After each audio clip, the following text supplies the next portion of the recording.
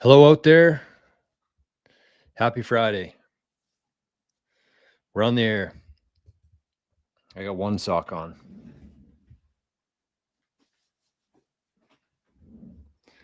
Forgot I needed two. Okay, well, welcome to the show, folks. This is the Daily Bitcoin Journey.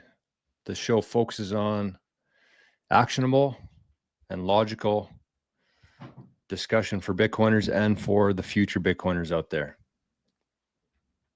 What's Arnie doing here? Hey, what are you doing?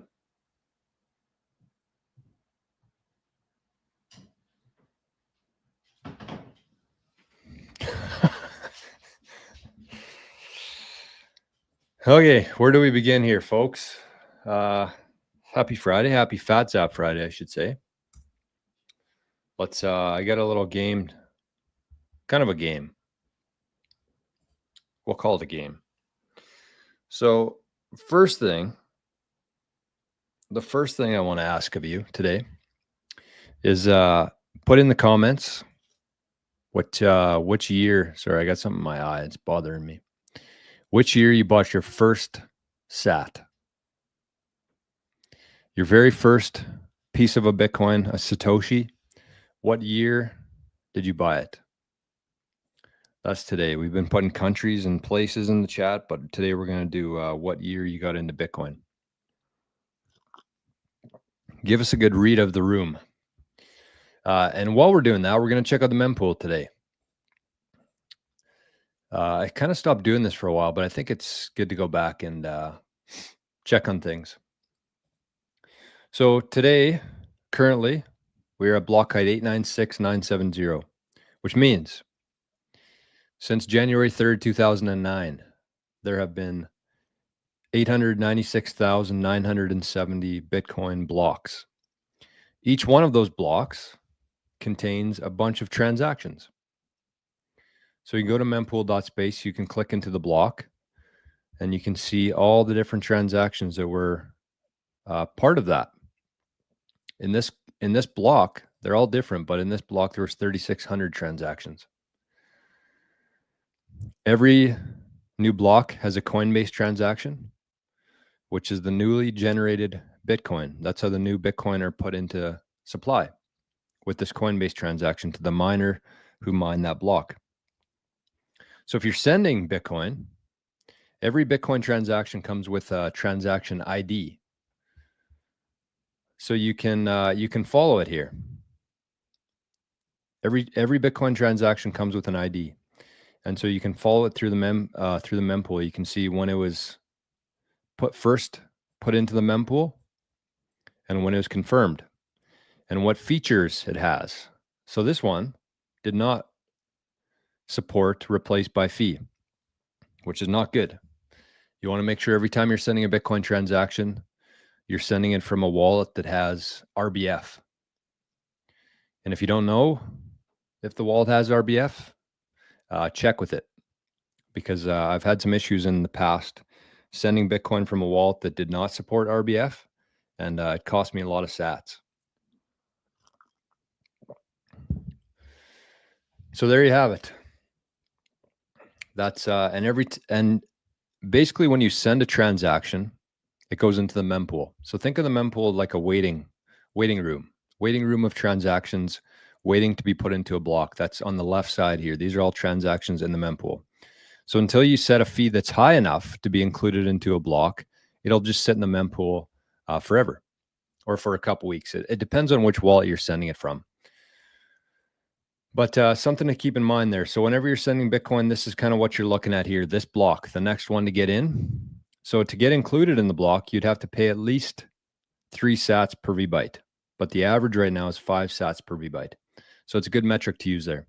And good wallets like Sparrow will actually connect directly to the mempool so that it saves you a bit of time.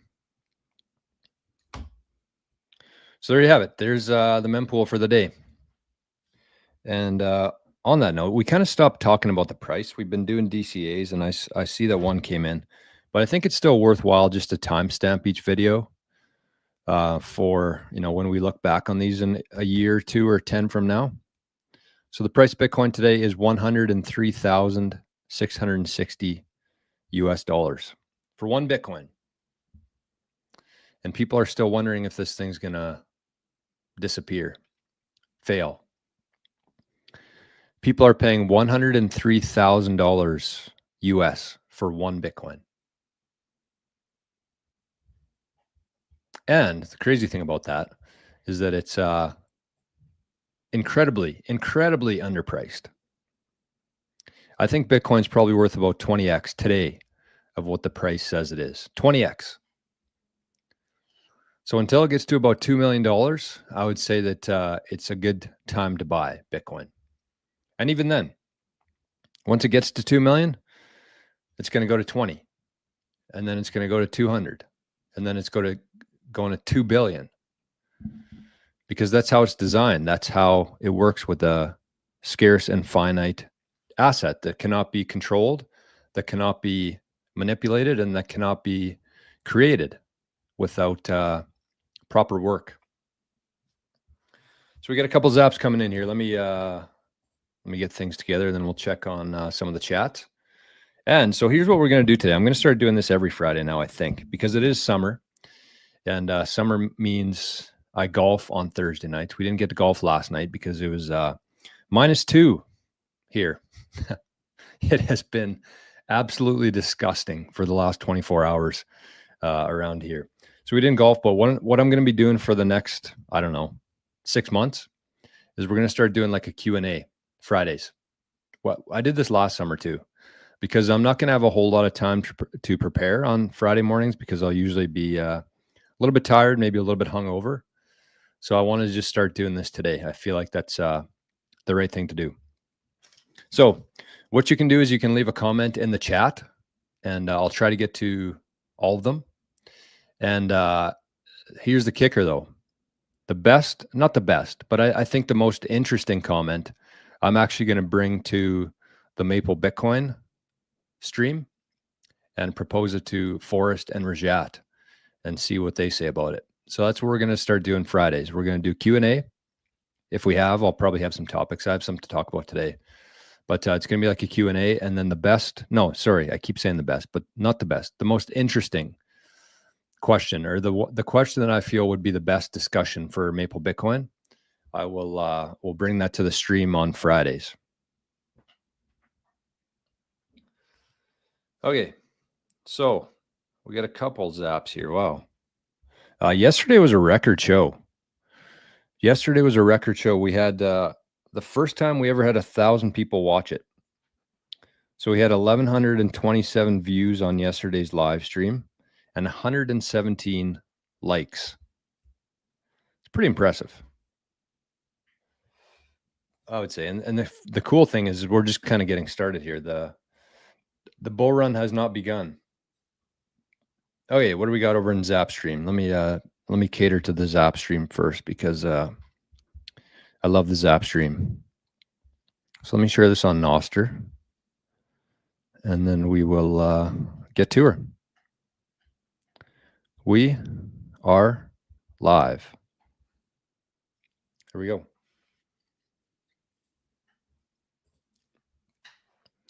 All right, so what do we got here? We have Killer 76 with a mini killer zap, 760 sats. Josh with a legendary zap, 8,888 sats. Thank you, Josh. Wow. Josh has been pulling the weight around here. And Josh has, I shouldn't say just Josh, but Josh has been very consistently with some very fat zaps. And he's looking for Arnie to cause some chaos. Josh is wondering if he can cause some chaos. What do you think? What do you think? See his ear? Thoughts? Oh, there you go, Josh. That was some good entertainment from Arnie today. And Josh also says, I'm battling liberal traffic in the GTA today, so I won't be able to be here for the entire show. That's okay. Thanks for stopping by and for the zap. And Scotty, look at this. Scotty zap 99 sats. Hi from Japan. Wow. That's pretty cool. All right. Killer with the first chat of the day today. Good morning, Killer. Cleaning machine number 2. And Sats Venture, Joey. I can feel it. Yeah, that's the title today. Bitcoin is about to go parabolic. Can you feel it? It feels that way to me. It feels that way. And I haven't had that feeling for a while now. But it really feels like the dam's about to bust within Bitcoin. I'll catch this live, but I'll probably fall asleep to it. That's okay. I'll try to talk in a very, what is it? ASMR voice to put you to sleep. You're getting very sleepy. Ginger, good morning.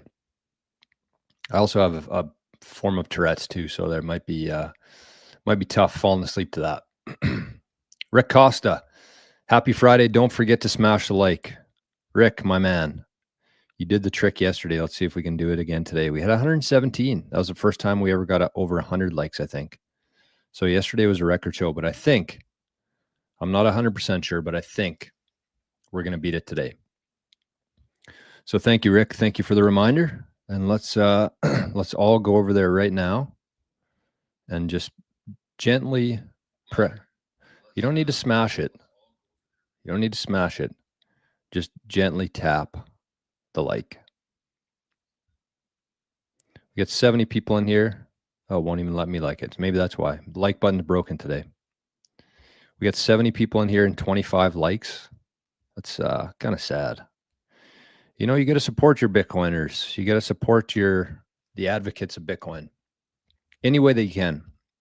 With zaps, with a subscribe, with a like. Okay, there we go. We liked it. Thank you, Rick. Frank says, good morning, Jor and family. Happy Fat Zap Friday. Keep stacking sats.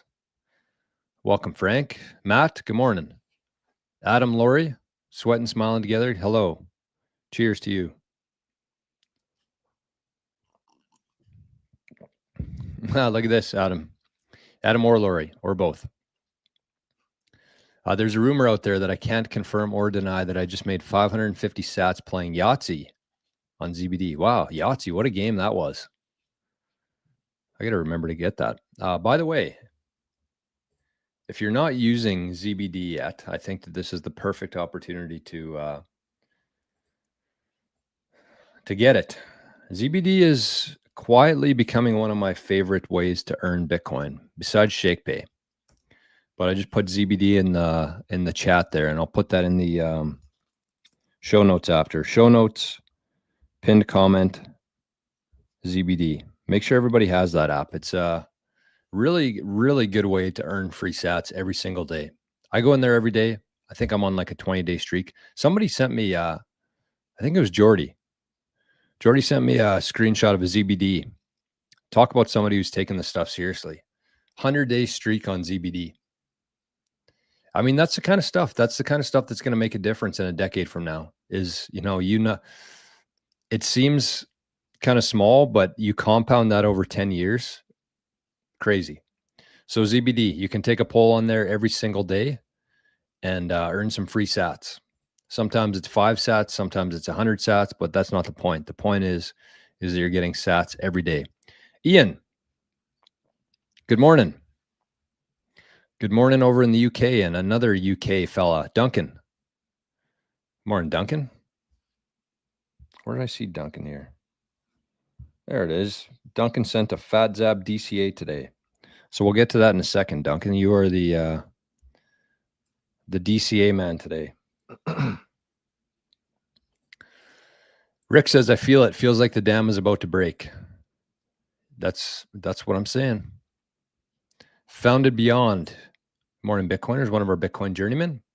Good way to support the show. If you don't have the sats on Lightning, you can just purchase yourself a Bitcoin Journeyman membership, and you get our proof of work course every Wednesday. That's included with that.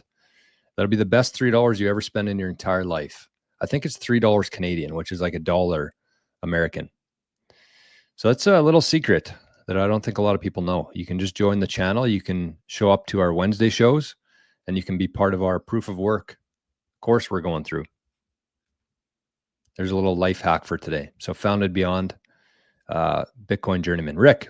And you get a cool little thing beside your name there, letting everybody know that you are the man or woman. Rick, October 2024. Ian, November 2024. J-Dog, 2020. Ian, then hit it hard. Love that. Absolutely love that. See, I would rather have somebody buy Bitcoin in November 2024 and go hard than somebody in 2013 and dick around with it and start trading it and lending it and losing it. It's not, we're definitely not, Nick says too late. Definitely not late. If you bought Bitcoin today for the first time, you're still ahead of 99% of the population. You got to keep that in mind. So 2023, Brett said he lost some on Mt. Gox in 2011. Oof. Well, Brett, I appreciate your, no, I don't appreciate, I respect your willingness to, come back to Bitcoin after that. Because there's a lot of people out there, I think, that bought Bitcoin back in those days and something happened to it. And then they're just like, screw Bitcoin. I'm done with it. Never coming back. And they're going to come back. They're just going to get a lot less Bitcoin than they would have otherwise. But this is the worst type of person.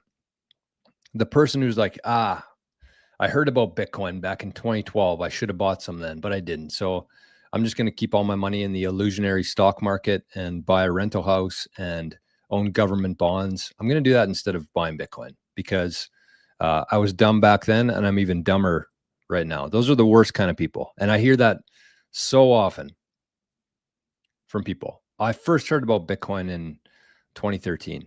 I guarantee if you had Bitcoin, just like Brett here, if you had Bitcoin back then, even if you heard about it and you didn't understand it at all, even if you bought some, there's a very, very, very, very, very small chance you still have that Bitcoin today. Very small chance you still have that Bitcoin today. So just understand that and understand that today you are extremely early to Bitcoin. March 16th, 2025, you are extremely early to Bitcoin. Dalton, hey Jor, I'm good or ing? Can't type. We noticed. We noticed. Duncan, January 2023. Nice. Mateo, 2021, learning every day. Love that. That's the key. Floofin, my friend. Good morning. Bird Meta, good to see you. All right, here's our first question of the day. Dalton says, hey, Jor, can you do a guide on DCAing and Lightning and saving on chain to avoid fees? Yeah, I had this idea actually in the shower today that I want to put a little graphic together kind of showing like 10 different things based on where people are. Like, let's say that you have 0 Bitcoin. What's the next step? Let's say that you have Bitcoin on a hot wallet, like a Aqua Moon. What's the next step from there? Let's say that you bought a hardware device. What's the next step from there? And I think I would actually like to do a webinar with Forrest and Rajat for that, because I think that'd be extremely valuable for people. And not just like showing, I think I want to actually show that on Maple Bitcoin today, if those guys are good with it. But then we could do a webinar for each step. So we would know exactly where people are. Everybody would be in the exact same spot, and we could help them get to the next phase there. But very simply, Dalton, what I would say to that is use something like Bitcoin Well. They allow for Lightning withdrawals, and you can get a speed wallet, speed.app. You can go to the website speed.app, and you can get a speed wallet, and that's where you set your recurring buys to go, or your buys on Lightning. And then from there, you can move them to Aqua. So it goes from exchange, Bitcoin Well, to Speed Wallet, 0 fees. And then you send it to your Aqua wallet. You'll pay a small fee there. And then you let it build up in your Aqua wallet in Lightning. And then once it's a decent enough balance, you can send it to your cold storage from there. You have to swap it first on chain and then send it. It's a bit of a runaround, but it's going to save you a lot of fees in the future. That's the way to do it. That's the way that I do it. But the last thing I'd say on that is don't worry about like having too many UTXOs. Like obviously you don't want to be sending 5,000 sat UTXOs to your wallet. Very simply, for anybody who's watching this who doesn't know what a UTXO is, I would say number one, spend some time to learn about it because they are incredibly important on your Bitcoin journey. But number two, don't listen to people who tell you that you need 1 million sats before you can create a UTXO. And a UTXO is basically every time you receive Bitcoin into your wallet, like let's say that you have an Aqua wallet and you send Bitcoin from an exchange to your Aqua wallet. That creates one new UTXO. It doesn't matter if it's all in the same Bitcoin address. Every time you send Bitcoin to your wallet, that creates one UTXO. And all those UTXOs are just data. That's how you have to think about it. They're just chunks of Bitcoin. They're chunks of sats. And then so if you ever go to spend those UTXOs in the future, it takes, let's say that you're trying to spend 100,000 sats and you have a UTXO of 20,000, of 50,000, and 30,000. It would take 3 UTXOs from your wallet to spend that 100,000 sats. And you would get basically charged 3 times because you had 3 times the amount of data that you should have in there. So that's how you think about it. Every time you receive Bitcoin into your wallet, that creates one new UTXO. All of those UTXOs are just data. And you want to minimize the amount of data that you're sending in your transaction to keep the costs lower. That's it. Because the Bitcoin blockchain that we started the show with today, there's only so much space for data within each block. And so you want to minimize to avoid paying fees to be included in there. It's kind of complicated, but it's not really once you understand it. But that's what I would say is just make sure that you have an understanding of what UTXOs are, because they can really come back to bite you in the future if you don't. And don't panic. That's the other thing too. Do not panic. Just stay calm, take a deep breath, do some learning on UTXOs. We'll probably do a webinar on UTXOs as well. It's an incredibly important part of your Bitcoin journey. Daniel says, was trying to send sats last night from Strike to Cold Card and is wanting to charge me 72,000 sats as a fee. Figured I would just check again another day to see if the fee goes down. Yeah, that doesn't make any sense. I thought fees on Strike were free to withdraw. That doesn't make any sense. You should never, you shouldn't be using an exchange that charges you fees to withdraw it. The good exchanges like Bitcoin Well, River, I thought Strike was in that party too, but they don't charge you a fee to send Bitcoin. So yeah, that's definitely weird. It's a good thing you didn't do that. Should we rename Bitcoin since it's a 100K stablecoin? You're right. You're right. I mean, that's kind of the curse, the blessing and the curse of Bitcoin is that most people know it as Bitcoin, but Bitcoin's not really even a thing. That's the crazy thing is there's really no such thing as Bitcoin. It's just a sum of Satoshis. And I feel like if everybody understood what a Satoshi was and how valuable they're going to be in the future, nobody would be buying XRP. Nobody would be buying Doge.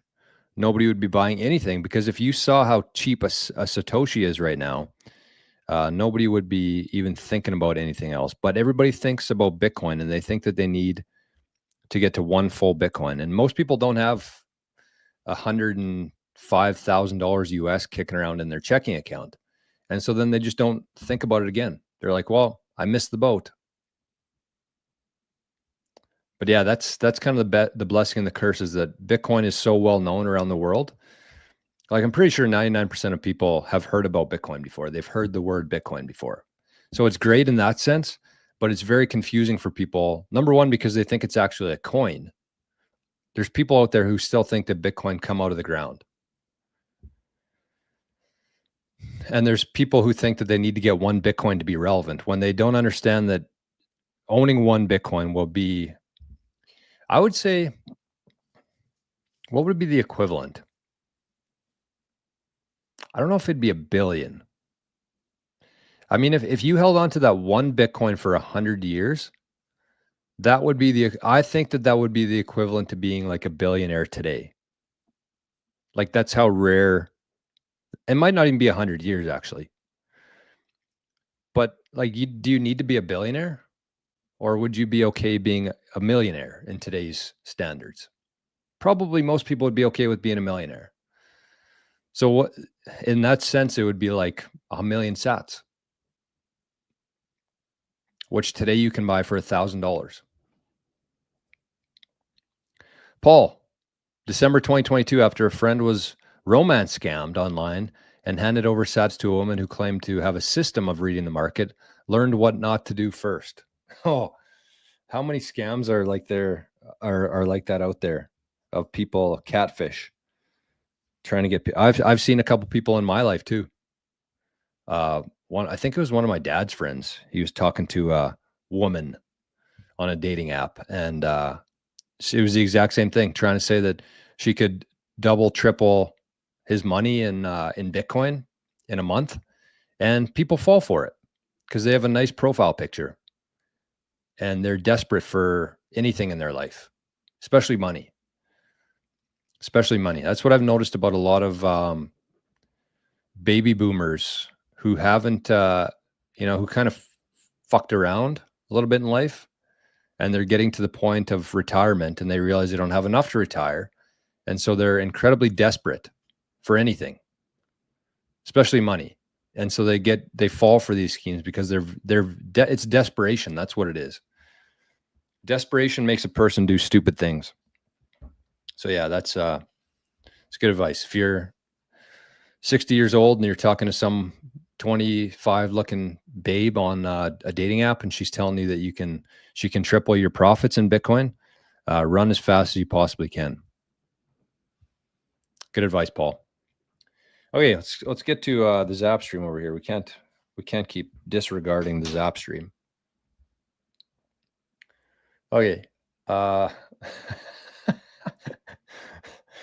Josh says being disinterested from Arnie is chaos enough. Wow. Scotty said that was my first Zap ever. Cool. Went through and zapped another 99 sats. All right. Cheers to you, Scotty. That's a big first step. Big first step. And Ahsoka. Wow. I haven't seen Ahsoka for a while. Zapped 880 sats. And Tester says it's okay. So Tester says on Strike, it's free if you select slow withdrawal, which means you'll probably just have to wait a little while to get it. Yeah. So that's another thing, especially if you're using like a Bitcoin well who does do free withdrawals.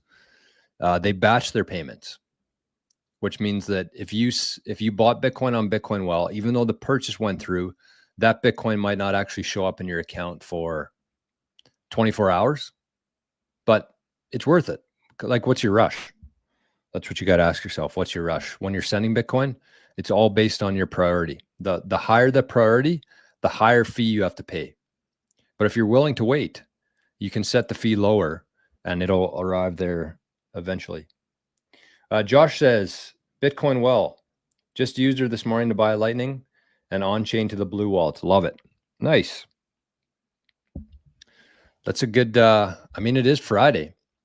Friday buy day, which means you buy some Bitcoin and you work out the biceps. Friday buy day. Look at this sweater, by the way. I didn't show it off yet. It's a gray one. I got a navy one and a gray one. And if you order one of the hoodies, they're going to be in very soon. I couldn't get it to the city yesterday to get the hoodies, but I'll get them next week and I'll get them all sent off next week as well. But this is a gray one. This is actually pretty nice too. The original ones were navy, but pretty nice logo. Actually, not pretty nice, very nice logo. And it was Forrest who designed that logo. The Groovy Shoe. What a name. Hi, Jor. Love the show. Well, thanks for being here. Thanks for the love. Bird Meta says ideas for passive income streams to funnel into Bitcoin. Bird Meta, I got a lot of ideas. Bird Meta is one of our Living in the Future members, and I talk about that kind of stuff all the time. I do like that idea though for maybe the Maple Bitcoin tonight or today. Ideas for passive income to funnel into Bitcoin. I mean, one idea for that, and you could apply this to anything, but you could. This is just the example that I had. You could take something locally that's being sold to a local market. In this case, let's use honey. And so what you could do is you could go to a local honey supplier, honey farm, and you could buy some honey in bulk. Let's say you want to buy 100 jars of honey. And you could either white label it yourself or just sell product on their behalf. So let's say that you buy a jar of honey for $10 directly from the source. And you get onto Nostr and you start selling honey, local honey. And you pay for that in cash or dollars, fiat, fake money, and then you get real money in return. And you could maybe buy it for $10 and sell it for $15. So you're gonna have to do a little bit of work there. I wouldn't say that's a passive income stream, but that's a really good way to convert fake money into real money, and with a little bit of a profit margin there. But you could apply that to anything. Honey's just one example. You could go to Value Village, buy some collector t-shirts for $10, although Value Village is kind of a ripoff now.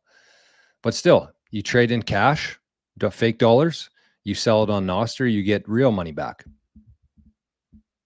And good luck tracking those down for the Gov. Gov doesn't need to know. Oh, who was it? I think it was Timber Crasher, maybe a while back. He said, like mushrooms, treat them like mushrooms, feed them shit, and keep them in the dark. Josh says, dropping a comment and a like for the algorithm. Thank you, Josh. And dropped a big zap today as well. All right. Where are we here? Look at this. We got hi from Perth, one of our Australian viewers. We got a lot of Aussie viewers here. Love that. Okay. Let's crunch some numbers. I need a new. Don't know. Needs a new what? BTC of Truth. Doomkid not available. ZBD not available in New York. So lame for crypto in New York. Yeah, that's shitty.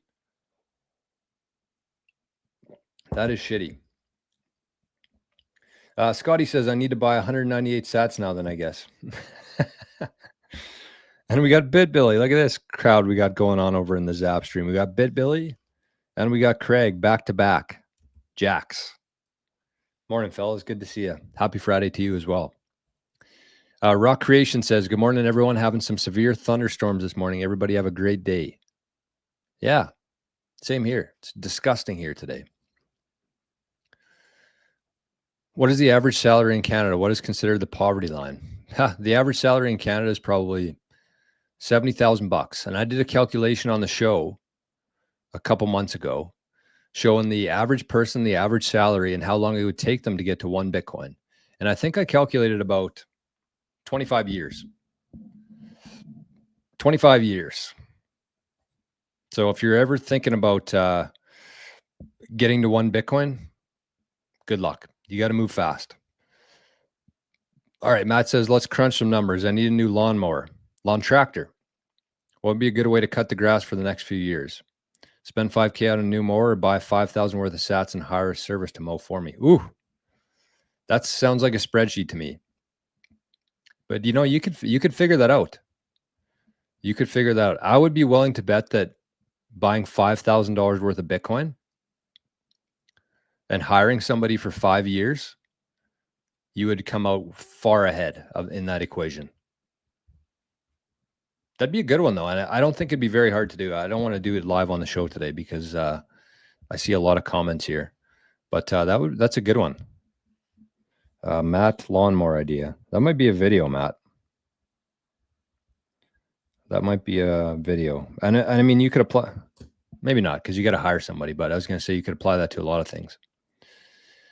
Cleaner machine, February 2025. Wow. Good for you, Cleaning Machine. Speaking about diving in, that's Cleaning Machine doesn't miss too many shows. He's taking it seriously. It's good. Dalton says I bought 3 Bitcoin worth of psychedelic drugs in 2015. Wow. That's nuts. Floofin says, I know a guy who owned Bitcoin many years ago, and today he is a non-believer and owns XRP and Quant. Sounds about right. Dinkles, homework assignment. Watch The Big Short over the weekend. Every time they say credit default swap, replace it with the word Bitcoin. You are all Michael Burry. I was going to say every time they say credit default swap, take a drink. That'd be my Friday night game.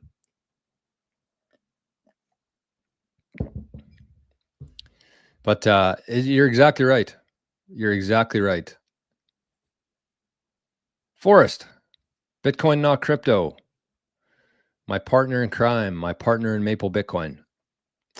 Jordan, did you hear that the God candles are loading? I've been hearing that for a while. But I do believe that they are coming.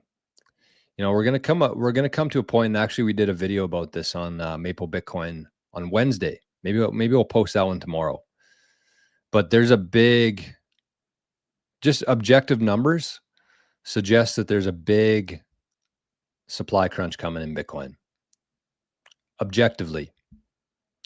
I forget what the number was, but the number that we calculated that every corporation, public company could own is a very small amount. And since we did that video, I've seen like 3 or 4 different public corporations or funds buying like 20x the amount that we had calculated for the minimum there.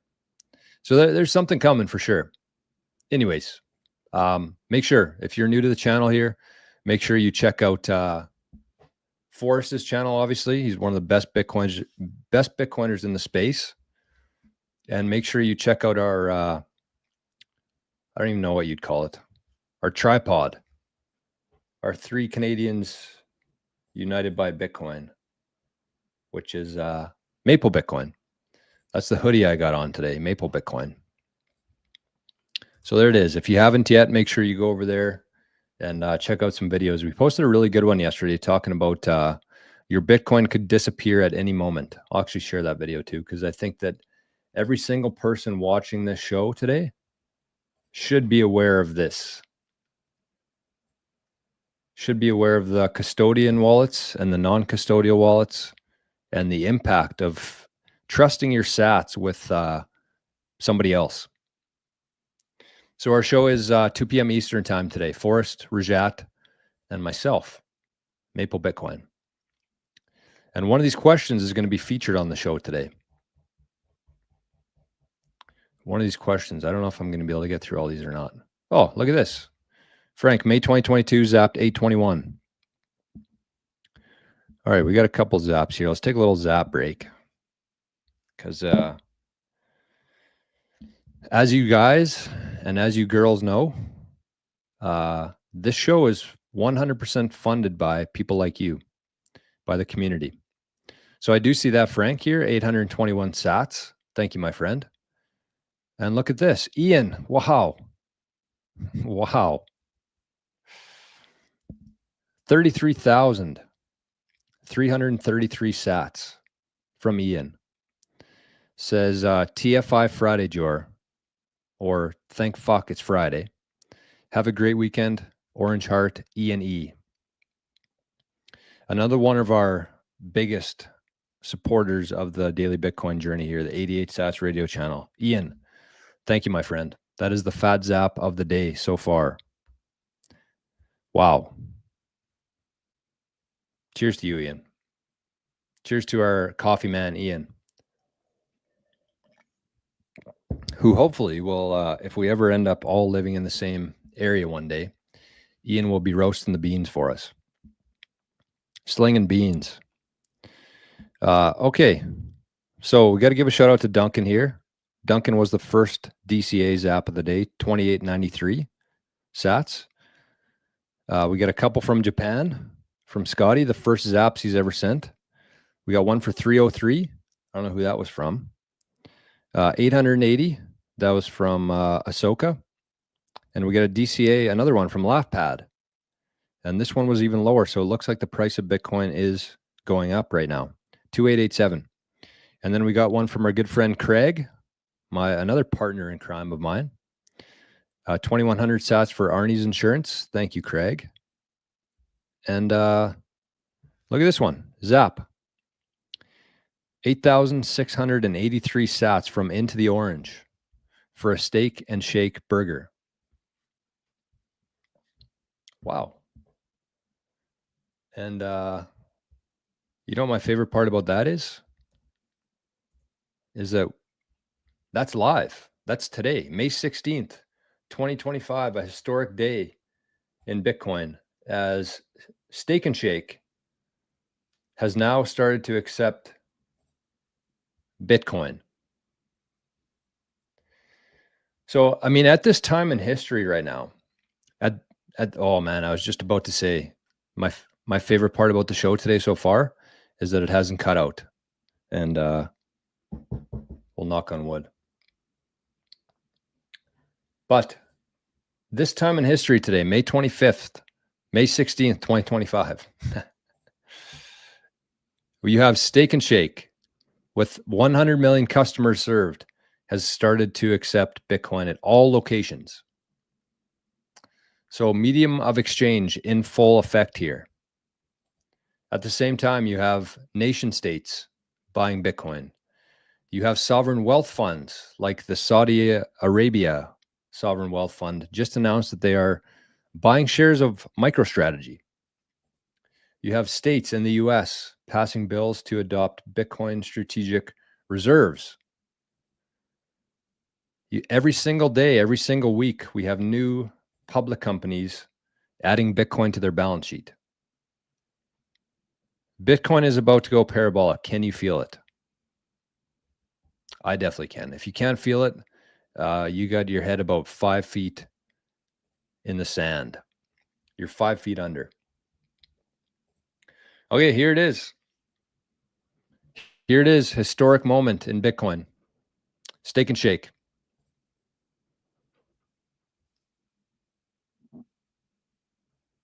I feel like there's going to be a lot of Bitcoiners out there going to Steak and Shake today.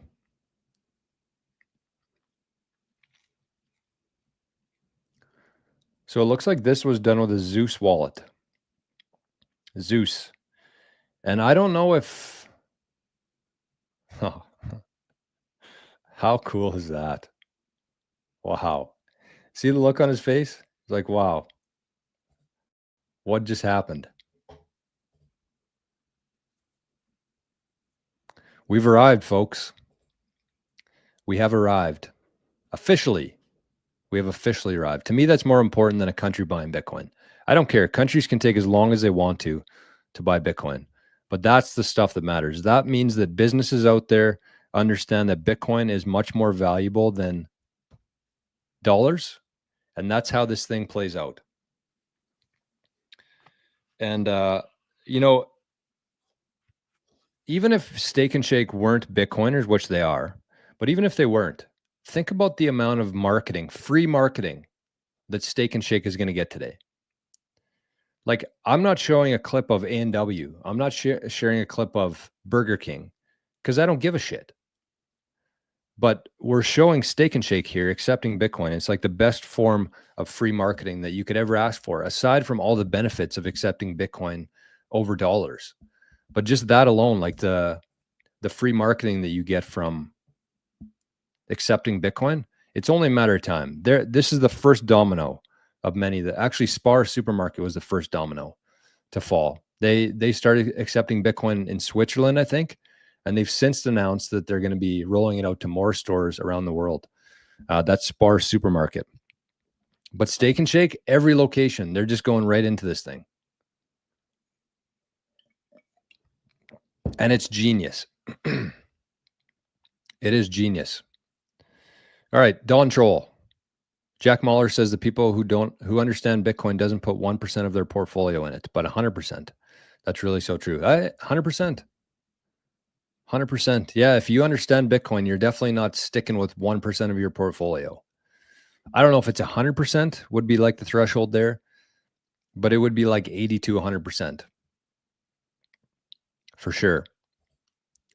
Tom says, Jack's not a fiat guy that carries a lot of weight with me. Oh, not a fiat guy. Okay, I got you. Sorry, I misread that. The greater your understanding, the greater your percentage of your portfolio becomes. Yes. Forrest, Bitcoin well should have liquid. Would be sweet to send straight to Aqua than swap within liquid. Aqua, yes, no doubt. We should, Forrest, we should probably talk to Bitcoin well and see if that's a realist. That would be so sweet. If you could just keep it in Aqua until you have enough of a balance and then swap it onto Bitcoin. Because I believe, I'm not 100% sure on this, but I believe it is cheaper to swap from liquid into on-chain than it is Lightning. Because liquid and Lightning are slightly different. Liquid is a side chain of Bitcoin, and Lightning is a layer on top of Bitcoin, a layer 2 solution. So I think that it is cheaper. You'd save some sats by swapping it from liquid directly into Bitcoin. Somebody in the chat might be able to tell me that. I'm looking at you, Craig.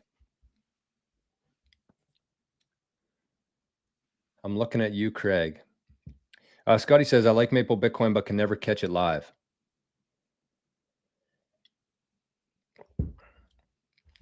Yeah, that's okay. Soka says, I'm in Hokkaido. I too don't get to see the Maple Bitcoin live either. Well, you guys could pull an all-nighter. I do that a couple times a year to watch the British Open. Stay up or wake up at like 4 a.m. and watch golf. So if you wanted to, you have the option. But that's a good call there, Forrest. All right. Yemen. Great show, Jor. What is your opinion on I Trust Bitcoin Roth IRA? What is your opinion on I Trust Bitcoin Roth IRA? I like it. I've never used it, but I have helped people that have. And it seems like a really good option to convert some of your legacy retirement funds into Bitcoin. Not like a byproduct of Bitcoin, like an IBIT or a strategy, but like directly on-chain Bitcoin, which is pretty cool. You got to be careful though, because if you're using somebody like Unchained to do it, they have a really cheap fee. I think it's only $250 a year, which to me, I think is still pretty expensive, but they charge you like $2,000 to set it up. So you got to be careful. And the one thing I would say, if anybody out there is considering moving their Bitcoin from a trust to a IRA, from a retirement fund to an IRA with Bitcoin, you can hire Bitcoin Citadel to do it. It probably won't be me because I've never done it myself, but there are people within Bitcoin Citadel who have done it before and can do it for much cheaper than $2,000. I think that's a ripoff. I think people just pay it because they don't have any other options. But Bitcoin Citadel is an option if you need, because we do have Bitcoin Citadel advisors who have done it themselves before. It's pretty easy to do. So it's not worth paying $2,000. That's what I'd say to that. When Godzilla walks onto the playground, all models are destroyed. That's right. Wow. Look at this. Watts Miner mining 37,000 sats daily from mostly solar. That's impressive. That's impressive. Watts, if you're still here, like, let us know what that cost. Like, what did it cost you to set the solar up? Thanks for the UTXO explanation, Jordan. No problem. It's important. Everybody here. I don't know why I'm so blurry. Everybody should be looking into this. You don't have to understand it today or next week, but every Bitcoiner watching the show today should have a good understanding of UTXOs. They're incredibly important within Bitcoin. And it took me a few years to even know that was a thing. Took my first Morpho Bitcoin loan to build out more mining infrastructure. Cool. Yeah, I'm guessing if it's you're making that much, you made a sizable investment. Which also brings in the question of like that investment that you made, would it have been better just to buy Bitcoin at the time? That's the dilemma here. How are we 50 minutes into this thing today? Holy F. Okay, we got some news from Craig here. Lightning and Liquid are L2s. Oh, I thought that Liquid was a sidechain. I pictured in my own mind Bitcoin here, Liquid beside it, and Lightning on top of it. But I don't know everything. And I think that the sooner you can admit that in Bitcoin, the better off you're going to be. Joe Laugh says, love the show, man. Thoughts on the whole raising op return debate, core knots? Scotty says, op return debate got me to start running my own node. Love that. Love that. And Dalton says the same thing. Reminder to everyone to run your own node. And usually right now, I would have a link to share with you if you wanted to purchase Start 9 so you can start running your own node. But number one, you can do it much cheaper than that. You can just use an old laptop as long as you have sufficient storage. You can run your own node. But these ones are sold out. But you can bookmark this. If you're watching this and you want to start running your own node and you got some free cash flow kicking around, you can bookmark that link and put 88 sats will save you some money there. But it's temporarily sold out. And I'm not surprised by that because I think there's been a lot of people buying a Start 9 because of the debate. But yeah, I mean, I got my opinions on it. I've talked about it probably ad nauseum on the show so far. And there's enough on there. Maybe I haven't spent enough time talking about it, but there's enough good information, I think, for everybody to kind of form their own opinion. I would definitely be on the side of filters, having the option. I think that's what Bitcoin's all about. Bitcoin's all about sovereignty and the ability to choose and the freedom of kind of choosing your own path. And so if you're forced to do something, that doesn't seem very Bitcoin-like to me. So I'm against whatever Bitcoin Core is pushing through right now. I don't think the best play is just to start running knots. Like you could either start running knots if you're comfortable doing that, or you could just not update your node, which is what I've done so far. I'm still kind of waiting for the dust to settle. I planned on switching to knots, but I was just like, you know what? I just want to see more. I want to hear more. I want to know more before I do anything drastic. And so I just haven't updated my node. And probably what I'll do for a while, unless somebody can give me a really good argument on switching to knots, which I haven't heard yet, then I'll probably just keep running my node as it is today. But we'll see.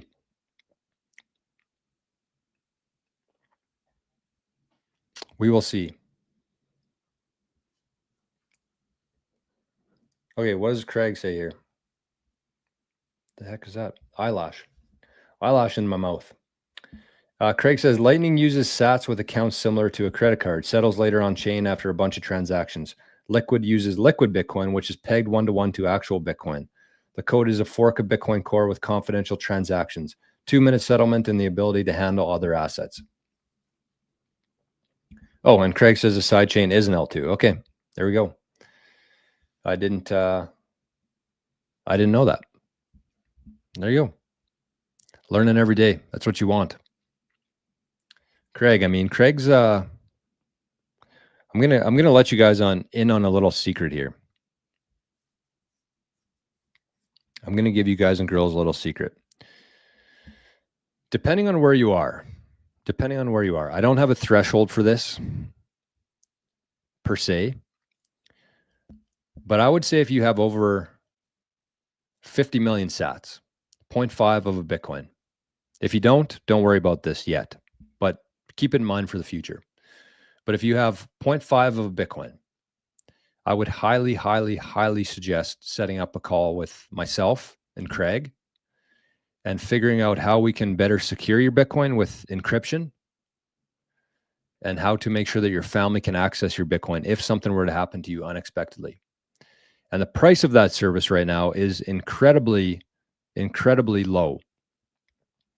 I think having somebody like Craig on your team, because that's what you have to keep in mind here, is that if you're holding Bitcoin in 2025 and you have a significant balance, in this case being 0.5 of a Bitcoin, Think like a rich person. A rich person doesn't just have a bunch of wealth and try to do everything themselves.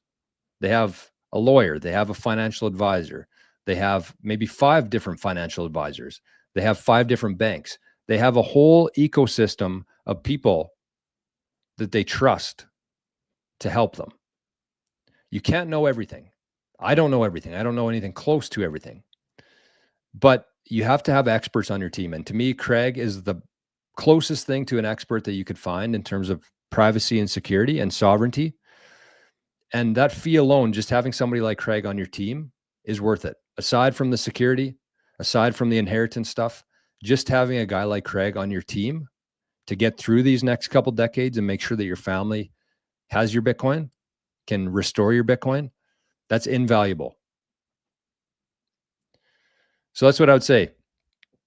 The main service that we do together is called 21 Sats Security and Inheritance Protocol using Superbacked.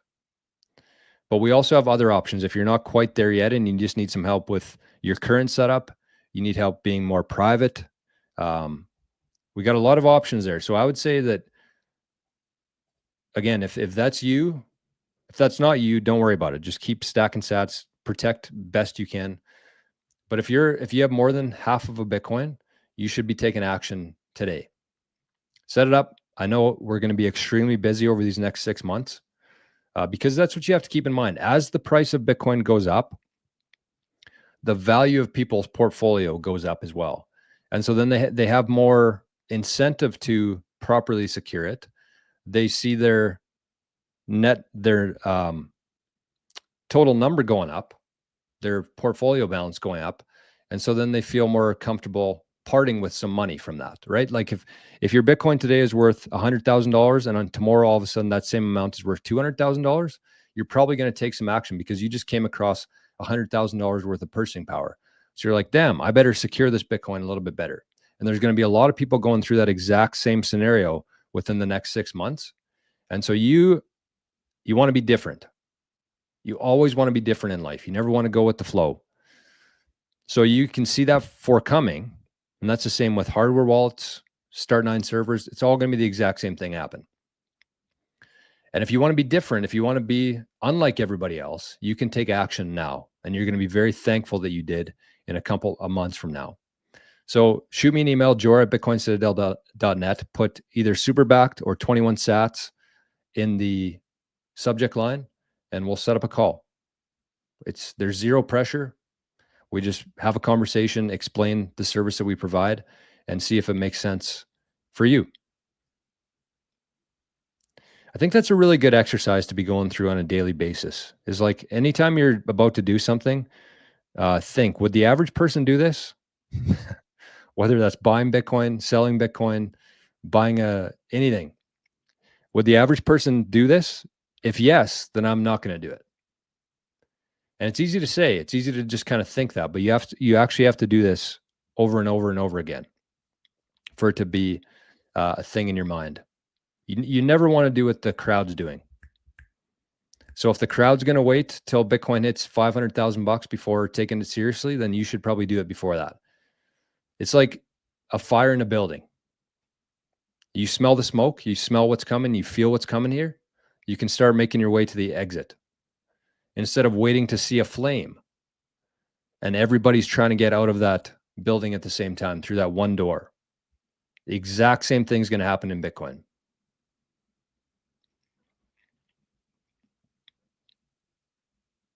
All right, I'm way behind on comments. Sorry, folks. Sorry. Okay, let's catch up here. We got a couple DCAs here that I want to touch on, but we'll maybe save that a second. Got to make sure we're not missing any zaps here. All right, ISO, good morning. Opinion on Trezor Safe 5. Nah, just don't. Why am I so blurry? What's going on with you, camera? No, just don't. I mean, if you want to, if you're taking this stuff seriously, you're using a cold card. Zemo, good morning. Sorry, I don't have, I got to skip some comments today, unfortunately. Thoughts on Caspa? Yes, buy Bitcoin. Duncan says, do you struggle to pick a hoodie for the show as you have so many? It is definitely part of my morning routine is trying to find a hoodie to wear. It's usually the first one I see though. But yeah, my collection of hoodies would be higher than most. But if you lived where I lived, you would be the same. Floofin says, I side hustle and all that money goes into investing as well as the most I can afford for my full-time job. Nice. Mike from Chicago. Good morning. Doom Kid says, buying Bitcoin is a way for me and great grandchildren that I will never know. Yes. That's the post I made on Nostr last night. I was going to actually talk about that this morning because it's very relevant to today. So the post I made was this. I will be able to look my grandkids in the eyes and tell them I went as hard as I possibly could during the Bitcoin gold rush. And that's all that really matters. And that would be the truth.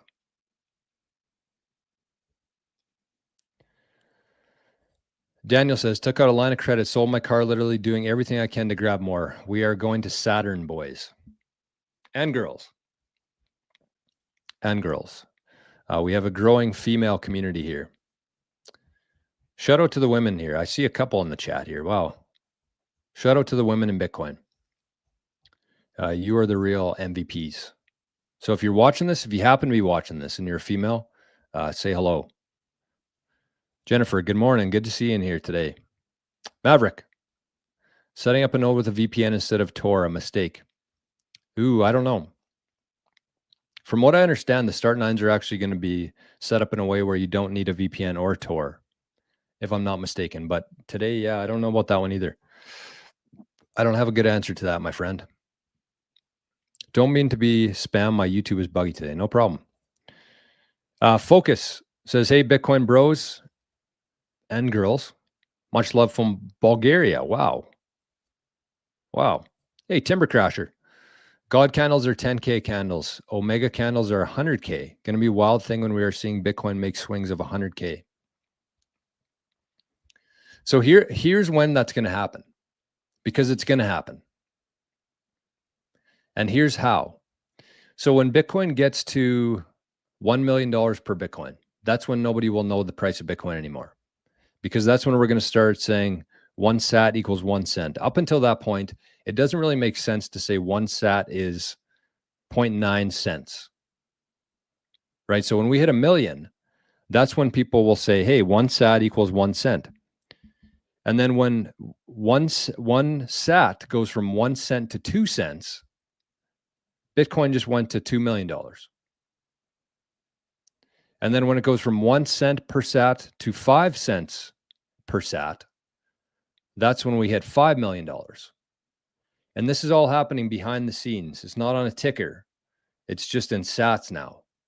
So it went from 1 cent per sat to 5 cents per sat. And that just moved the price of Bitcoin up from 1 million to 5 million. That's when that happens. And it's going to happen. It's going to happen all the way up to 100 million, which is when 1 sat equals $1. And that's going to happen within our lifetime. Probably before most people think.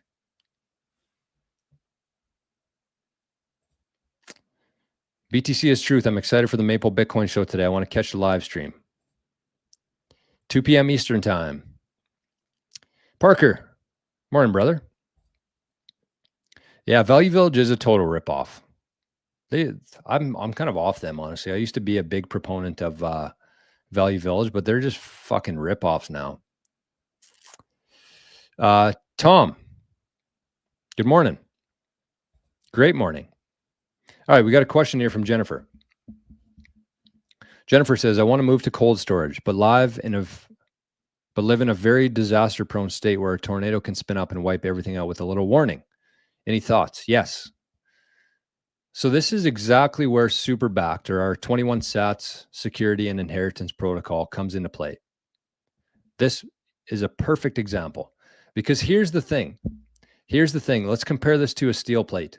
Let's say that you went through all the right steps. You moved your Bitcoin off an exchange into an Aqua wallet, into a cold card, and you have that cold card onto steel. You put your 12 words onto steel, but all of a sudden a tornado wipes out your house and your device is 50 kilometers that way and your steel plate is 50 kilometers that way. Your Bitcoin's gone. Understand that. Your Bitcoin's gone. Because unless you memorized your private key, which is not advisable to do for many reasons, but your Bitcoin's gone. So with 21 sats, our security inheritance protocol, you can actually have zero trace of Bitcoin at your house. Zero trace. So if there's a fire, if there's a tornado, if somebody breaks into your house, it doesn't matter. They can't do anything with it. So you can maintain full ownership without trusting anybody, without putting your KYC information in and telling anybody how much Bitcoin you have. And you can have zero trace of Bitcoin in your house. And it's a process to get there. It's not like you go from, buying Bitcoin for the first time this week and then all of a sudden you have that set up. But that is where you should be working towards. And you can, even if you just had a single sig wallet, even an Aqua wallet. This is the crazy thing. Let's say that you had your Bitcoin on an Aqua wallet. You haven't even got to the point of a cold card yet. You can take your 12 words from your Aqua wallet and you can put that into our security protocol. And in that case, your phone's over here, your steel plate's over here, you still have your Bitcoin. So it's not like you have to wait to become like an expert Bitcoiner before you can put this into place, because this is a really good scenario of how people lose Bitcoin. Because in that situation, your Bitcoin would be gone. And you could search. I mean, you could spend the next couple of weeks searching for your steel plate that flew 50 kilometers away. But like, good luck. That's why steel is so overrated, in my opinion. Even with the wildfires, let's say that you're not in a tornado area, but your house burns down. Maybe the steel will be there. Maybe you'll be able to access it, but when and how are you going to find it? Maybe somebody walks by your house before then and finds a steel plate kicking around and they now have your Bitcoin. Like, there's a lot of holes. I don't know where steel plate somehow became the norm within Bitcoin, but there's a lot of holes with using a steel plate to protect your recovery phrase. So that's why with 21 sats, the super backed protocol that we have, that's all those vulnerabilities are gone. Yes, exactly.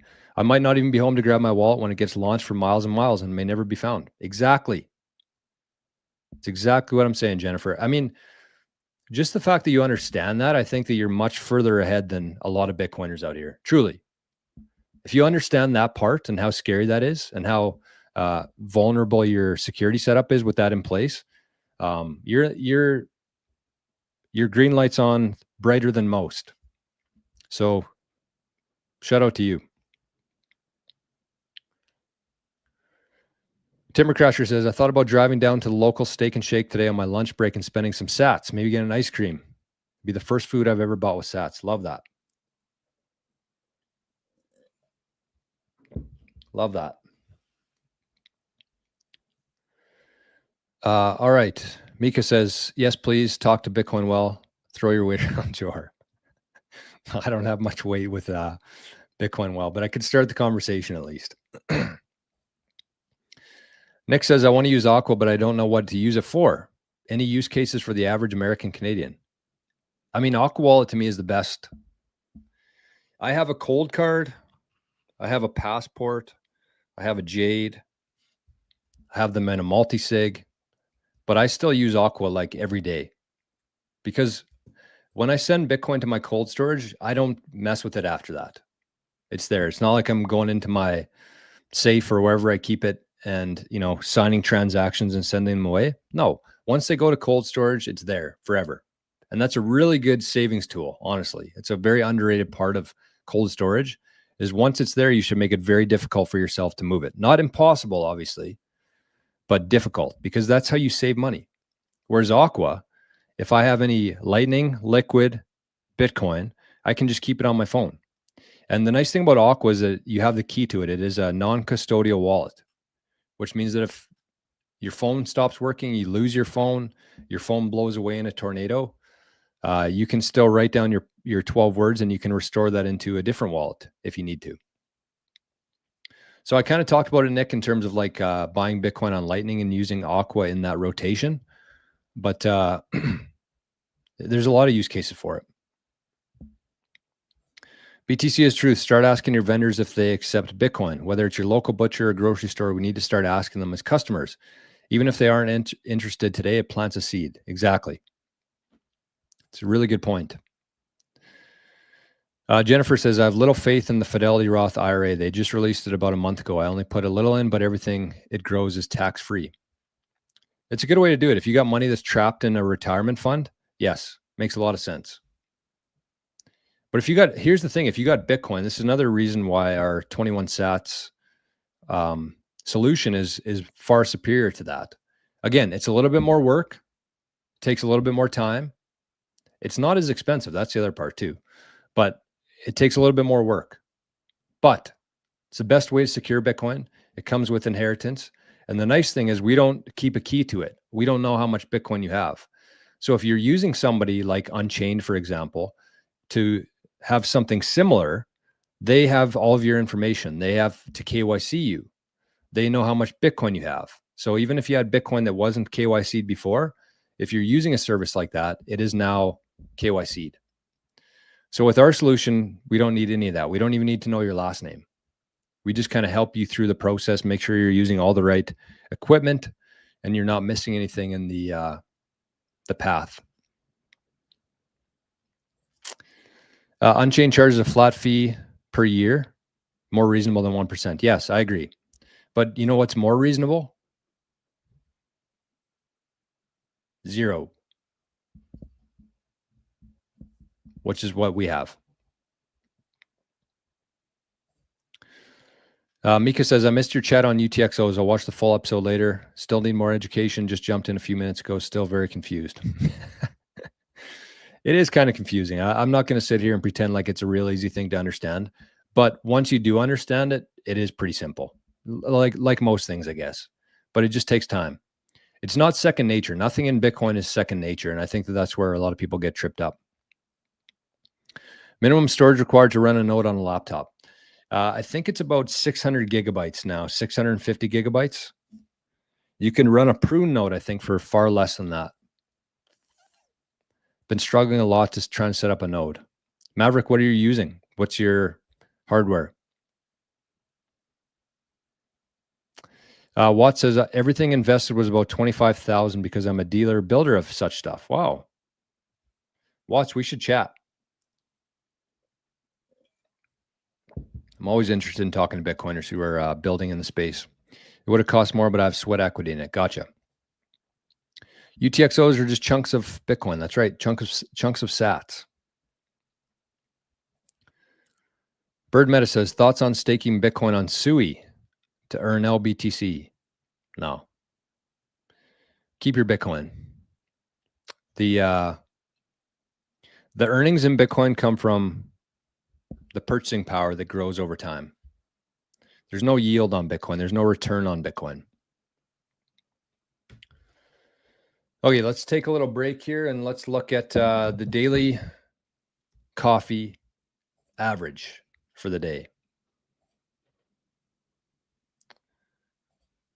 So we have something new we've been doing on the show for the last little while, and it sounds like we're going to have a good, it's not going to be a sponsor, but it's going to be brought to you by somebody coming very soon. So I just shared the link there. You don't need an Oster account. All you need is a Lightning address, and you can zap a coffee for the show. $3 worth. That's what it is. So you can support with $3, and basically how we track the price of Bitcoin on the show is how much sats the equivalent of $3 is every day. So we call it the DCA, the dollar coffee average. So you can tip 1 coffee, 3 coffees for $9, or 5 coffees for $15. But we stick with the $3 one. And today, where was the zap here? The first one. Actually, we'll use the lower one. 2887. So we had Duncan send one in today, and we had LaughPad send one in today. Oh, we can't even see it. Sorry. So you can see here that $3 coffee, the equivalent to that in sats is 2,887 sats. So a month ago, April 15th, that $3 coffee, I got 3,497 sats for. So this is how we gauge the price of Bitcoin. So obviously it's up. Our lowest that we've seen is 2,882, and we're pretty damn close today, 2,887. So Bitcoin must be on the rise today. No, it's not. 104. 104,000. So I guess that's the highest we've seen on the show. So thank you, LaughPad. Thank you, Duncan. Very much appreciated. All right. Let's see what we got here. 128 watching, all-time high. We did hit the all-time high yesterday. I think it was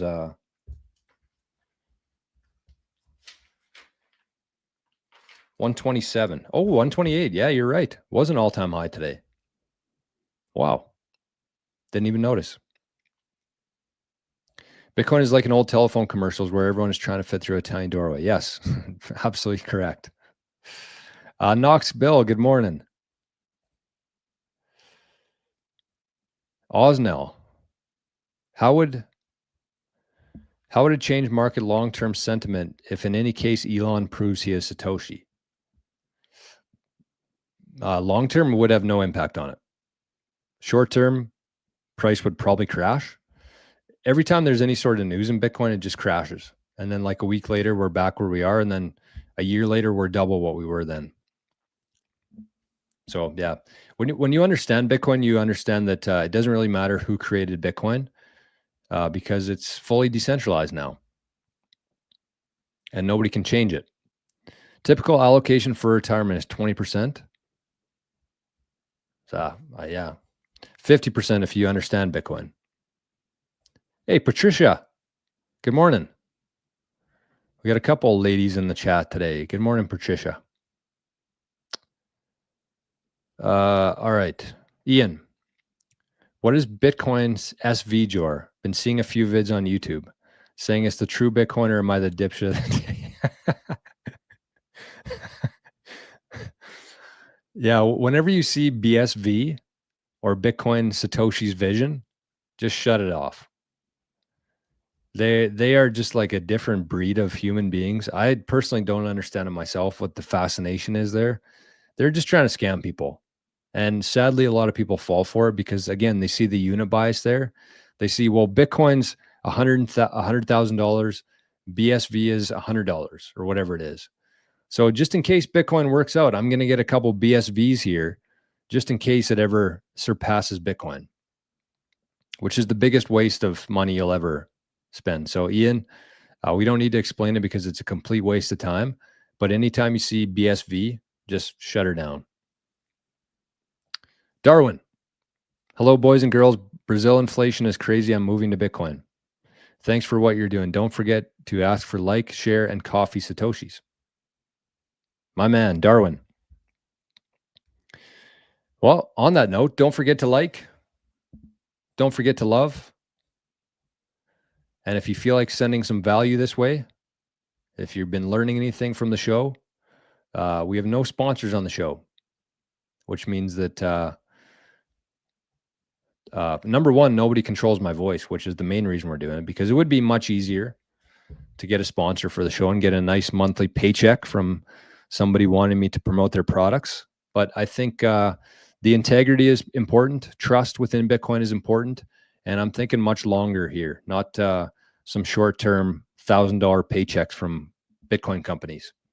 So if you feel like supporting the show, if you enjoy what I'm doing here, you can send to bitcoinjourney@speed.app or the QR code here, which is Arnie's wallet, or you can watch the show over on Zapstream, which a lot of people are right now, and send a Zap from there. Also, if you are wanting to, if you don't use Lightning yet and you want to send some on chain, I'll put the address in the comments after if you're watching this. We now have an on-chain address for the show, for the people who aren't with up to speed with Lightning yet. Mika, look at this. Hi, Jor. My grandma got me into Bitcoin. She is a legend. Passed away a few years ago, helped us with generational wealth. Proud gal here to learn from her and everyone else. Oh, so where's my mom? I was going to say, Mika, your grandma. Wow, that'd be very impressive. But even so, your mom. She was a proud grandma to my daughter. Gotcha. That is awesome. That is so cool. As Bunny says, that's so cool. Not many people like that out there, Mika, that's for sure. Legend, I think, would be an understatement. Jennifer says, I don't want to be the guy who bought the garbage dump to find his Bitcoin. Yeah. No doubt. Chad says, that's a good question. This is about our 21 sats solution. How is the QR code stored? How is it backed up if lost? So basically what you're doing is you're putting your recovery phrase, your 12 words, into a text box.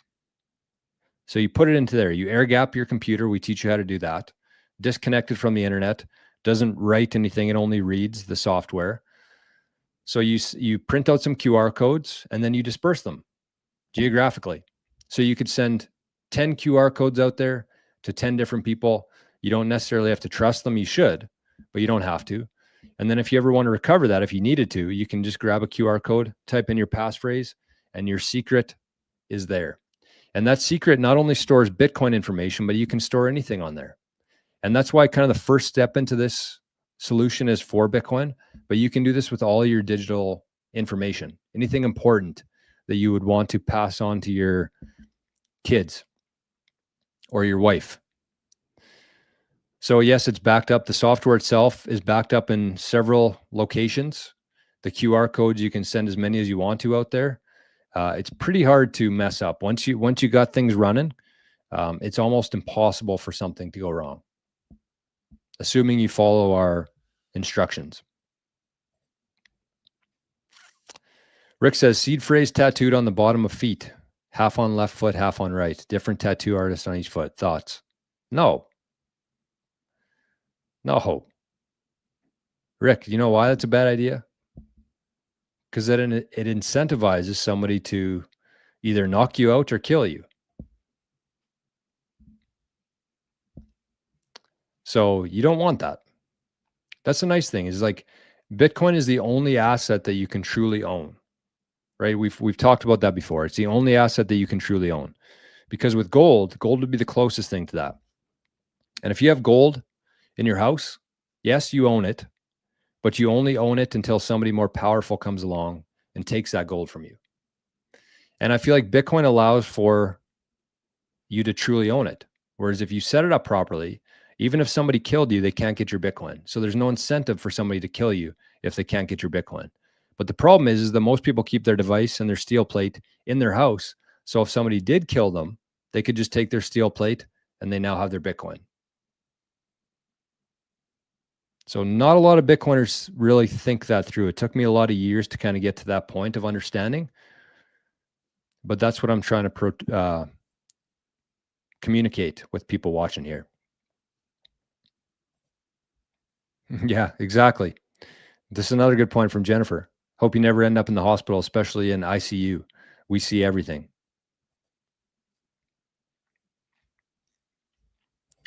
Maverick says, I'm using a Pi with an SSD card and a laptop as my hardware. And Start9. Started downloading Core and it got to 95% before shutting down. Yeah, I don't know what the problem with that would be either. Musta. I'm also struggling with my laptop node, blocked by the internet service provider. Also, my BitAxe completely dead after 4 months. Shitty. Yeah, my screen's been going on one too. I just kind of have to finick with the cord a little bit and it usually comes back, but yeah. Terry, good morning. Oh, look at this. Cleaner machine. Thanks for the reminder here. So yes, we got 2,500 sats from our guy Ian. And Ian, I also want to say thank you because I saw that you sent a zap in last night. I think it would have been during Jerry's show, 2,500 sats. So thank you.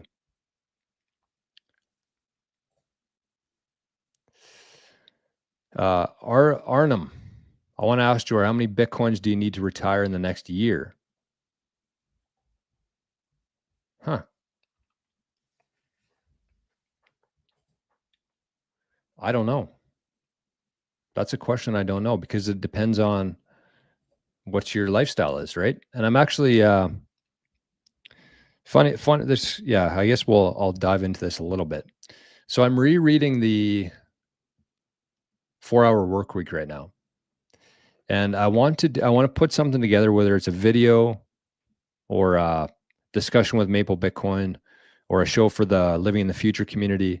But I want to put together something like this, because in that book, it basically says what do you, in your dream world, what are your expenses? And then you can kind of work backwards to see how much you need per month to achieve that.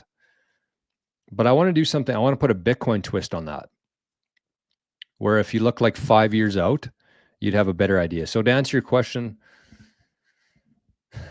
I can't tell you that, because I don't know how much money you spend every year, right? That's an impossible one for me to answer. Sorry. Satoshi controls my voice, Jory. Yes, that is true. Dale, good morning. Buying BSV is the same as buying Chuck E. Cheese tokens. You're right. You're right. Anyone with keystroke loggers can hack your seed phrase. Probably. That's why you should be in Coinbase custody. Like leaving your Bitcoin at Coinbase? No. Nothing is 100% safe, but the closest thing that I've found so far is encryption. And you have to do it properly. You can't just like start downloading it on your computer, because that's a huge vulnerability there. But yeah, it's the closest thing I've found to 100%. All right. Congrats on your 888. Yeah, that was kind of cool last night, eh? I couldn't believe that. Maverick says they don't recommend, but since when does it not work? The 5 doesn't work. Oh, we're talking about two different things here. Sorry. I mean, this is true. JG, this is a good point. Honestly, I wouldn't say Coinbase is the safest place to be. More idiots lost their own coins than anything on Coinbase. I agree with that.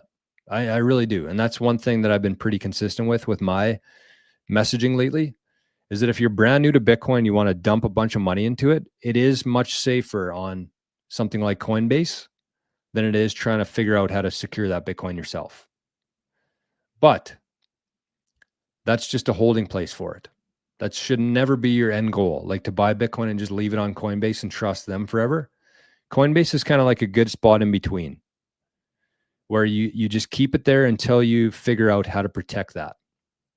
That could be 1 month, that could be 6 months, but don't like make it a long-term thing. But I do agree with you.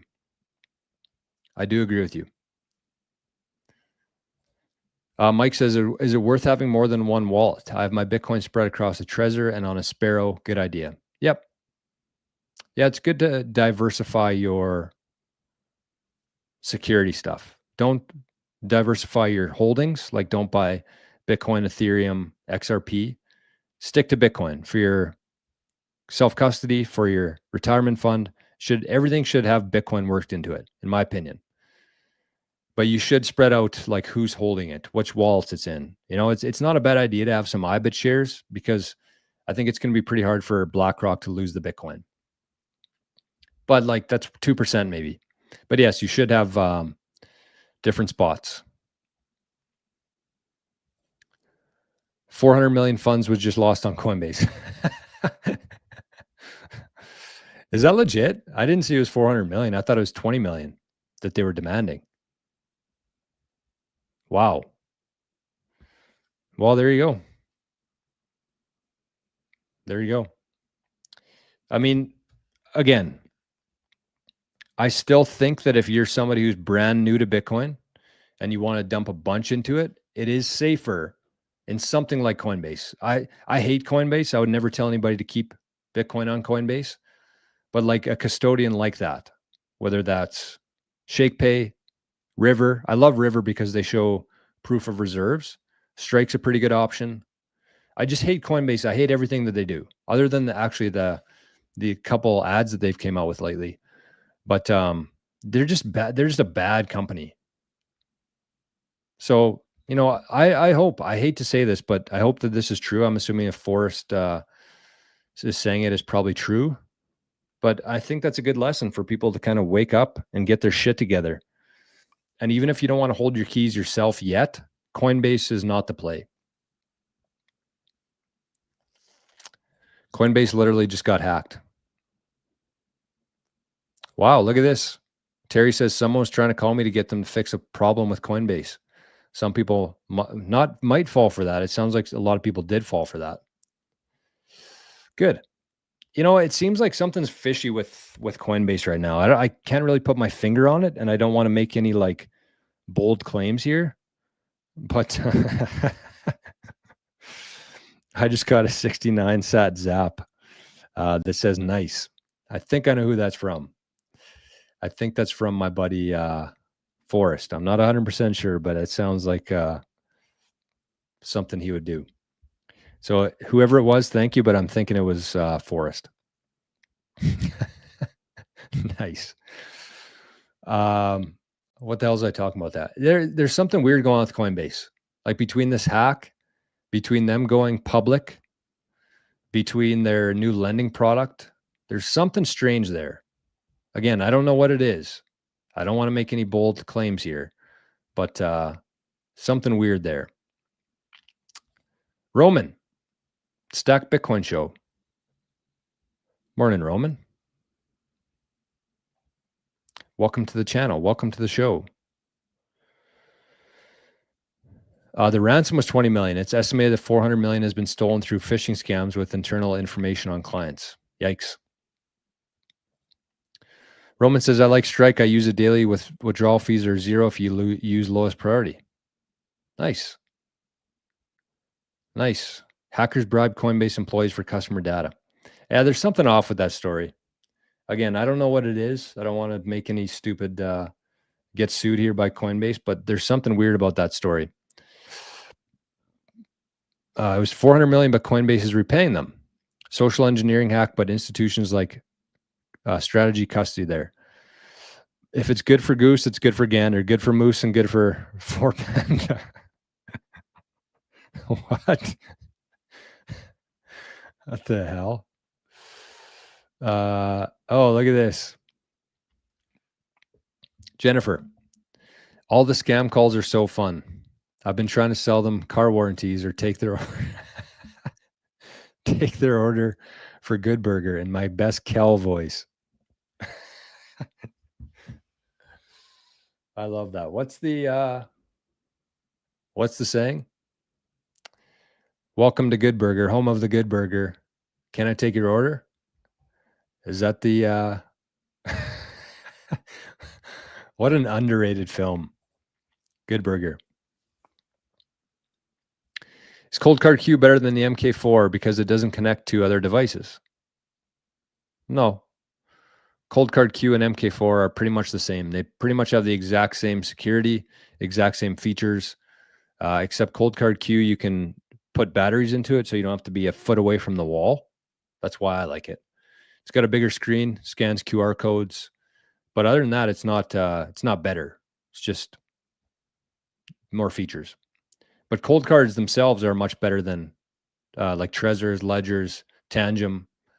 What else? Cold card is the top of the food chain. If you value your Bitcoin, get yourself a cold card. And then take those 12 or 24 words and encrypt those. That's how you get to the spot you want to be in Bitcoin. Cuckbase cannot be trusted. Agree. Yeah, so there's going to be more and more of this, right? Like this is what you got to keep in mind here. AI, technology, everything is moving at such a rapid pace. It honestly scares the shit out of me. Truly, it does. It scares the shit out of me. And it's happening very fast, and it's going to continue to happen. And again, you don't want to wait until something happens before you take action. You should be taking action today. And that includes getting your Bitcoin into a cold card, getting your Bitcoin into a multi-sig setup, encrypting your 24-word backups. Like, these are all things you can do today that are going to limit the amount of damage that can be done by this kind of shit.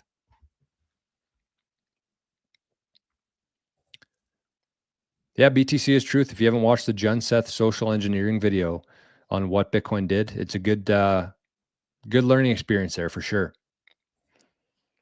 Jan says, my Coinbase was hacked in 2022. Wouldn't IBIT in a brokerage account be the safest way to hold Bitcoin? Probably the safest, but not the best. For a lot of reasons. Like, the whole point of Bitcoin is that you can actually own the asset yourself. You don't have to rely on a third party to give you permission to use that. And I just don't trust IBIT themselves. Like, there's probably, I don't know. I hate talking about this stuff because, there's no real way for me to verify this stuff, and you should always verify things. But just my gut feeling between Coinbase, between BlackRock, between all these other fucking exchanges, there's just so much paper Bitcoin going around that I really think is keeping the price of Bitcoin down. And, you don't want to be caught in the crossfires there. Yes, exactly. As Bitcoin continues to rise, so will the number of attackers trying to get your coins. Exactly. It's exactly what I've been saying this whole show today. It's not going to get better. And the longer you wait, the more at risk you are. Terry says, I'm still trying to learn my cold card. Going to figure it out eventually.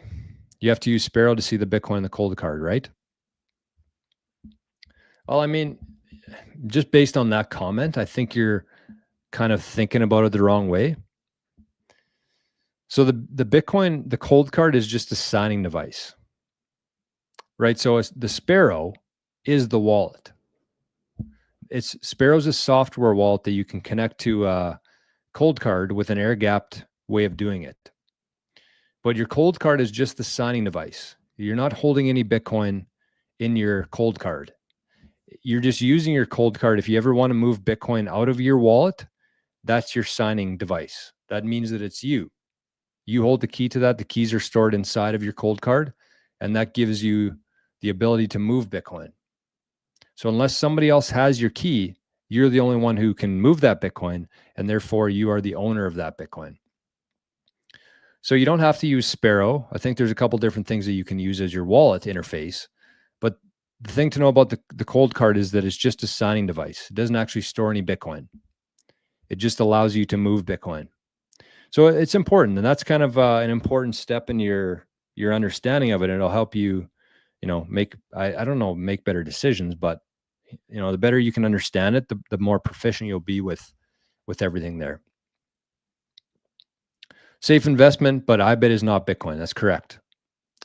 Crypto Princess in the chat. Good morning. All right, we're an hour 40 into this. I would say that it's a good time to start wrapping things up, I would say. So keep in mind, in case you missed the first part of the show here, the Maple Bitcoin goes live at 2 p.m. Eastern time today. So I should be saving a bit of my voice here, honestly. Maple Bitcoin. Make sure you head over there. You subscribe if you've been enjoying the stuff we've been putting out. And you like some videos, you share them with your friends. And turn the notifications on so you know when we're going live and when we share new videos. So that's number one. Did I have anything else that I wanted to talk about? I don't know. But again, thank you, everybody. I want to say a couple big thanks to Josh, for one, of Legendary Zap today.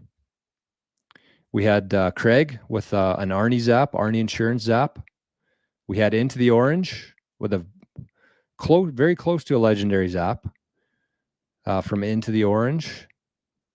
We had a DCA from Duncan. We had a CYM Zap from Ian.